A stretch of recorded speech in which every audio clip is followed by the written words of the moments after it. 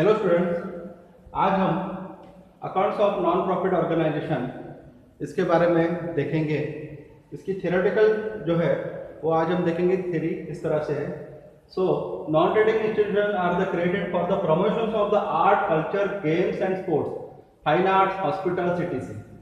Examples of such institutions are schools, colleges, libraries, athletics, clubs, societies, association, etc.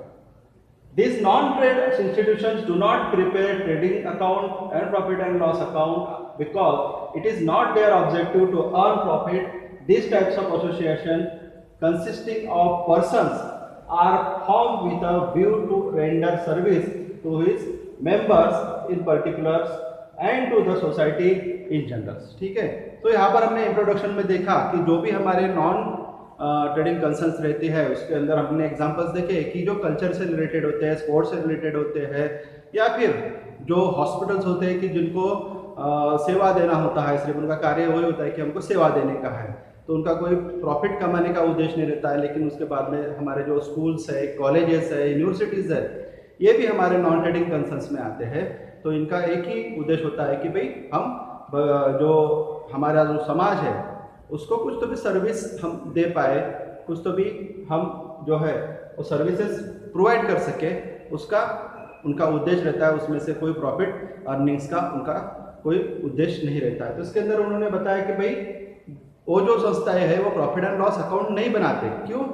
कि उनका उद्देश्य जो है वो प्रॉफिट कमाना नहीं होता है, और कोई भी वो वस्तु या फिर सर्विसेज वो बेचते नहीं है, इसीलिए उनका वो जो है वो प्रॉफिट एंड लॉस अकाउंट तैयार नहीं करते। तो कौन से अकाउंट्स तैयार करते हैं तो वो देखेंगे हम कि भाई अगर वो प्रॉफिट एंड लॉस अकाउंट तैयार नहीं करते, ट्रेडिंग अकाउंट नहीं तैयार करते हैं, तो वो कौन से अकाउंट तैयार करते हैं या फिर कौन से अकाउंट्स बेयर करते हैं वो देखेंगे हमने। तो यहाँ पर हमने देखेंगे कि final accounts of the non trading concerns, तो उसमें final accounts of non trading concerns consist of 3 प्रकार के वो अकाउंट्स बनाते हैं। एक है हमारा रिसिप्ट एंड पेमेंट्स अकाउंट, जो हमारा कैश अकाउंट के समान रहता है। Then income and expenditure account, जिसको हम जो हमारा प्रॉफिट एंड लॉस अकाउंट के समान रहता है। लेकिन ये जो नॉन ट्रेडिंग कंसर्न है ये प्रॉफिट एंड लॉस अकाउंट नहीं बनाती है, तो उसके एवज में बनाती है इनकम एंड एक्सपेंडिचर अकाउंट। और लास्ट में वो जितना भी है तो वो है उनका बैलेंस शीट। बैलेंस शीट हमारा ट्रेडिंग में भी बनता है और नॉन ट्रेडिंग में भी हमको बैलेंस शीट बनाना होता है। सो हमारे जो मेजर वेरी जो अकाउंट्स हो रहे हैं वो है रिसिप्ट एंड पेमेंट अकाउंट और इनकम एंड एक्सपेंडिचर अकाउंट। सो ये जो नॉन ट्रेडिंग कंसर्न है ये 2 अकाउंट्स और एक बैलेंस शीट्स इस तरह से वो मेंटेन करते हैं। सो रिसिप्ट एंड पेमेंट अकाउंट के बारे में देखेंगे हम कि it is the real account, it is prepared eight the end of the accounting period. All cash receipts are recorded on the debit side and all cash payments are recorded on the credit side. It starts with opening balance of cash and bank and end with the closing balance of cash and bank. It does not take into the account outstanding amounts of receipts and payments. Receipts and payments may be capital or revenue nature. They may related to the current or subsequent year. So long as they are actually received और paid they must be appear in this account. अब जैसा आप देख रहे हैं कि ये जो हमारा रिसिप्ट एंड पेमेंट अकाउंट है ये हमारा एज लाइक का कैश अकाउंट रहता है, इसलिए हम उसको क्या कहेंगे, रियल अकाउंट कहेंगे। ठीक है, जैसा हमारा कैश अकाउंट रियल अकाउंट रहता है तो ये भी हमारा रिसिप्ट एंड पेमेंट अकाउंट क्या रहेगा, रियल अकाउंट रहता है, क्योंकि ये हमारा कैश से रिलेटेड रहता है। सो इसके अंदर हमने बताया गया है कि भाई जो भी हमारे तरफ पैसा आएगा तो हम डेबिट साइड में लेंगे, और जो भी हमारा पैसा जाएगा वो हमारा क्रेडिट साइड में जाएगा। यानी रिसिप्ट साइड को हम डेबिट साइड कहते हैं और पेमेंट साइड को हम क्रेडिट साइड कहते हैं।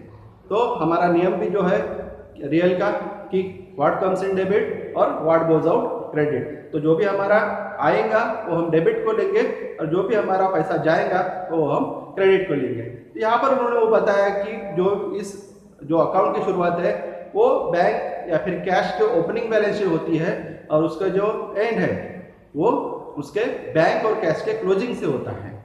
और देन यहाँ पर जो है इनके जो एक्सपेंसेस हो गई, इनकम्स हो गई, ये कैपिटल नेचर भी हो सकते हैं और रेवेन्यू नेचर भी हो सकते हैं।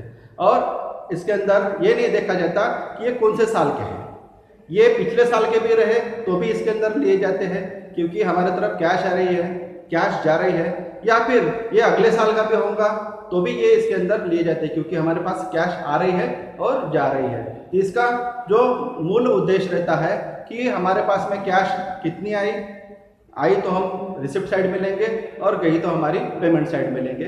इसका इतना ही उद्देश्य होता है, वो चाहे रेवेन्यू स्वरूप में रहो या फिर कैपिटल स्वरूप में रहो, तो वो सभी एंट्रीज वो इसके अंदर ली जाती है। लेकिन इसके अंदर आउटस्टैंडिंग, अनरिसिव्ड, प्रीपेड ऐसी कोई भी एडजस्टमेंट इसके अंदर नहीं की जाती है, क्योंकि ये हमारा रियल अकाउंट होता है और इसके अंदर जो भी कैश से रिलेटेड होगी या फिर बैंक से रिलेटेड एंट्रीज होंगी वो इसके अंदर हम लेंगे। इसके फीचर्स देखेंगे हम, features of receipt and payment account. So पहला फीचर्स हमारा, it starts with the opening balance and end with the closing balance. जो हमने इसका जो प्राइमरी जो उनका इंट्रोडक्शन देखा था उसमें हमने रिसिप्ट एंड पेमेंट में देखा था कि उसका जो ओपनिंग जो होता है वो कैश और बैंक उसमें से कोई भी रह सकता है, और उसका क्लोजिंग में जो रहेगा हमारा कैश या बैंक रह सकता है या फिर दोनों रह सकते हैं। ठीक है। Number 2, it is the summary of cash and bank transactions. ठीक है, इसके अंदर जो रहेगा हमारे को जो बैंक और कैश की जो समरी रहती है वो इसके अंदर रिसिप्ट एंड पेमेंट अकाउंट में ली जाती है। ठीक है। Actual cash transactions are entered. ठीक है, जो एक्चुअल कैश ट्रांजैक्शंस हुए हैं वही सिर्फ इसके अंदर एंटर्ड किए जाते हैं। ठीक है, उधारी के एंट्रीज इसके अंदर नहीं ली जाते, भले उसके अंदर हमको पैसा दिख रहा है लेकिन उधारी के एंट्रीज अगर होंगी तो वो हम इसके अंदर नहीं लेंगे। इसके अंदर सिर्फ कैश ट्रांजैक्शंस ही लिए जाते हैं जो कैश में हुए हैं। It is the include capital as well as the revenue items. इस जो अकाउंट्स है इसके अंदर हमारे कैपिटल एक्सपेंडिचर भी रह सकते हैं, रेवेन्यू एक्सपेंडिचर भी रह सकते हैं, कैपिटल इनकम भी रह सकती है, रेवेन्यू इनकम भी रह सकती है। तो इसलिए यहाँ पर बोला गया है it includes the capital as well as the revenue items. फिर it follow cash systems of accounting. ठीक है, ये हमारी जो कैश सिस्टम्स है उसको फॉलो करता है कि जैसा कि हमारी तरफ कैश आती है तो हम डेबिट की तरफ लेते हैं, जैसा हम कैश अकाउंट लिखते हैं उसी तरह से हमको ये रिसिप्ट एंड पेमेंट अकाउंट लिखना पड़ता है। इसलिए यहाँ पर बताया गया है कि it follow the cash systems of the accounting. It is the real account. जैसा हमने पहले देखा था कि कैश अकाउंट हमारा जैसा रियल अकाउंट है उसी तरह से ये भी हमारा रियल अकाउंट है, और इसीलिए ये इसको जो हमारा नियम लगता है कि व्हाट कम्स इन डेबिट और व्हाट गोज आउट क्रेडिट। ठीक है, इसलिए हमारा ये रियल अकाउंट है। It show cash positions and excludes all non cash items. ठीक है, यहाँ पर जो है ये अकाउंट जो रहता है हमारी कैश की पोजीशन बताता है कि हमारे पास कितना कैश क्लोजिंग में है या फिर हमारा जो कैश कितना कम्स इन हुआ और कैश हमारा कितना गोज आउट हुआ। इसकी पोजीशंस हमारे को रिसिप्ट एंड पेमेंट अकाउंट से मालूम होती है। इसमें जो नॉन कैश आइटम्स रहते हैं वो हम इसके अंदर शो नहीं करते हैं। ठीक है, लाइक द डेप्रिसिएशन। ठीक है, इस तरह के जो नॉन कैश आइटम्स होते हैं वो हम इसके अंदर शो नहीं करते हैं। ठीक है। Then 8 number, it does not take any income expenses outstanding at the beginning or at the end. ठीक है, अब यहाँ पर जो भी है जैसा हम बाकी इसमें एडजस्टमेंट करते हैं कि आउटस्टैंडिंग रह गया है या फिर अनरिसिप्ट रह गया है, तो ये सब एडजस्टमेंट इसके अंदर नहीं की जाती है। जो भी हमारा एक्सपेंसेस हो या फिर इनकम्स हो तो उसका कुछ अनरिसिप्ट होगा, आउटस्टैंडिंग होगा, प्रीपेड होगा। ठीक है, तो ये हम इसके अंदर एडजस्टमेंट कोई भी नहीं करते क्योंकि ये हमारा रियल अकाउंट है और कैश से रिलेटेड है। देन देखेंगे हम income and expenditure account. It is a nominal account. It is in the forms of profit and loss account. It is the concern with the only revenue items, expenses and incomes. It records all losses and expenses on its debit side and all incomes and gains on its credit side. The incomes and expenses of the revenue natures only the proportion pertaining to the current year is shown in the income and expenditure account. That is, amount relating to the previous years or future years are included. Incomes and expenses have to be adjusted for both outstanding and prepayment. All non-cash items, depreciation, bad debts, provisions for doubtful debt, etc. are the taken into account. The difference between the debit side and the credit side, it is either surplus or deficits for the year concerns, and the difference will be transferred to the capital fund appearing in the balance sheet. ठीक है, जैसा कि हम income and expenditures account में देखते हैं, ये हमारा नॉमिनल अकाउंट है, क्योंकि हमारा प्रॉफिट एंड लॉस अकाउंट भी जो होता है वो नॉमिनल अकाउंट होता है। इसके अंदर सभी तरह के एक्सपेंसेस जो हमारे इनकम्स रहती है, और इसमें सभी हमारे रेवेन्यू नेचर्स के एक्सपेंसेस हैं जो इनकम्स रहती है वो ली जाती है।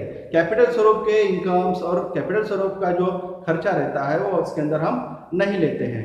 इसके अंदर हमारा जो रहता है प्रोविजंस होती है, जैसा reserve for doubtful debt, depreciations, इस तरह की जो भी प्रोविजंस रहेंगी वो इसके अंदर हम कर सकते हैं। देन इसके अंदर कुछ अगर हमारा आउटस्टैंडिंग रह गया चालू साल का, तो हम इसके अंदर ले सकते हैं। अगर कोई पैसा हमने प्रीपेड किया होगा तो वो भी हम इसके अंदर प्रोविजन कर सकते हैं, या फिर हमारा कुछ खर्चा आउटस्टैंडिंग होना देना बाकी होगा तो उसके भी हमको प्रोविजन इसके अंदर कर सकते हैं। देन हमारा कुछ आना बाकी होगा तो अनरिसिव्ड के अंदर उसका भी प्रोविजन हम कर सकते हैं। ठीक है, और ये जो हमारे जितने भी इनकम एंड एक्सपेंडिचर्स अकाउंट्स में हमारे जो खर्चे या फिर इनकम्स होती है वो चालू वर्ष से रिलेटेड होती है।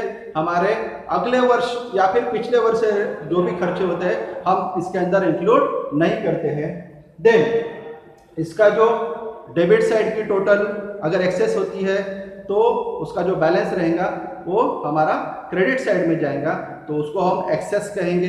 ठीक है, तो हम जो एंट्री करते हैं, समझो अगर हमारी एक्सपेंडिचर साइड की टोटल ज़्यादा है तो हमारा बैलेंस जाएगा हमारा इनकम साइड में, तो हम लिखेंगे एक्सेस एक्सपेंडिचर ओवर इनकम। और अगर हमारा इनकम साइड की टोटल ज़्यादा रही तो हमारा बैलेंस रहेगा एक्सपेंडिचर साइड्स में, तो हम लिखेंगे एक्सेस इनकम और एक्सपेंडिचर। ठीक है, तो यहाँ और जो उसका जो भी लॉस हो गया हो या फिर प्रॉफिट हुआ हो तो वो जो है हम उसको कैपिटल फंड में से माइनस या फिर प्लस करते हैं। लॉस हुआ होगा तो माइनस करते हैं और प्रॉफिट हुआ होगा तो हम उसको हम प्लस कर देते हैं, सरप्लस करते हैं। ठीक है, अब इनकम एंड एक्सपेंडिचर के फीचर्स देखेंगे। Features of the income and expenditure account, it is prepared in the line of profit and loss account. ठीक है, ये जो हमारा मैंने पहले बोला है कि हमारा जो रिसिप्ट अपना इनकम एंड एक्सपेंडिचर अकाउंट है ये हमारा प्रॉफिट एंड लॉस अकाउंट के समान होता है। It is the nominal account, ये हमारा नॉमिनल अकाउंट है। Then it is the base on the mercantile systems of accounting. ठीक है, ये जो हमारी इनकम एंड एक्सपेंडिचर्स अकाउंट है ये हमारे मर्केंटाइल सिस्टम्स पे चलती है। ठीक है, जैसा कि हमारा receipt and payment account cash system पे चलता है वैसा ही it is based on the mercantile systems of accounting. ठीक है, फोर्थ नंबर का फीचर्स है there is no opening balance. जैसा कि रिसिप्ट एंड पेमेंट अकाउंट हमारा ओपनिंग बैलेंस से चालू होता है क्लोजिंग में खत्म होता है, लेकिन इनकम एंड एक्सपेंडिचर अकाउंट में हमारा कोई भी ओपनिंग नहीं रहेगा और कोई भी क्लोजिंग नहीं रहेगा। It ends with the surplus और डेफिसिट। ये जो है अकाउंट्स हमको बंद करना होता है, एक तो सरप्लस होगा या फिर डेफिसिट होगा। जैसा कि मैंने पहले बताया कि इट इज द एक्सपेंडिचर और इनकम या फिर इनकम और एक्सपेंडिचर, इसका सरप्लस हो सकता है। ठीक है, तो यहाँ पर एंड्स विद द सरप्लस और deficit. It's included all capital incomes and all capital excluded all capital incomes and capital expenses. ठीक है, इसके अंदर हम कैपिटल एक्सपेंसेस और कैपिटल इनकम्स हम नहीं लेते हैं।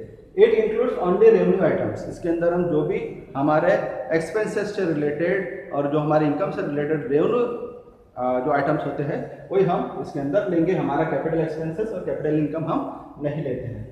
It is recorded all the expenses whether paid or not and all incomes whether received or not. ठीक है, जैसा कि हमने देखा कि हम लास्ट में इसका प्रोविजन कर सकते हैं कि हमको अगर पैसा नहीं मिला है तो उसका हम अनरिसीव्ड इसके अंदर दिखा सकते हैं। हमको कोई पेमेंट देना बाकी रहेगा होगा तो हम उसको आउटस्टैंडिंग दिखा सकते हैं। कोई पेमेंट हमने पहले ही कर दिया होगा तो उसको हम प्रीपेड दिखा सकते हैं। इसका ऐसा इसके अंदर प्रोविजन हमको करना होता है। So it records all expenses whether paid or not, all incomes weather